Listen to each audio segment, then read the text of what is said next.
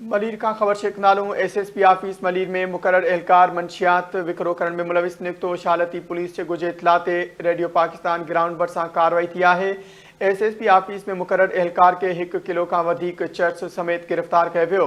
गिरफ्तार एहलकार इनामुल्ला इलाके में मंशियात विक्रो करण समेत सप्लाई पिण कंदो हो। कांस्टेबल इनामुल्ला झंग में झाड़िन में लिखियल हो। पुलिस जो इहो चवणु है जवाबदार के गिरफ्तार करे 1 किलो 250 ग्राम चर्स हथ कयो वियो। जवाबदार खिलाफ नारकोटिक्स एक्ट तहत केस दाख़िल करे वधिक जांच शुरू कई वई है। ख़बर रबिया शेख नव मलीर का एसएसपी ऑफिस मलीर में मुकर्रर एहलकार मंशियात विक्रो करण में मुलविस निकतो शालती पुलिस से गुजे इतलाते रेडियो पाकिस्तान ग्राउंड पर सां कार्रवाई थी है। एसएसपी ऑफिस में मुकर्रर एहलकार के 1 किलो का वधिक चर्स समेत गिरफ्तार किया वियो। गिरफ्तार एहलकार इनामुल्ला इलाके में मंशियात विक्रो करण समेत सप्लाई पिण कंदो हो। कांस्टेबल इनामुल्ला झंग में झाड़िन में लिखियल हो। जवाबदार के गिरफ्तार करे 1 किलो 250 ग्राम चर्स हथ कयो वियो है।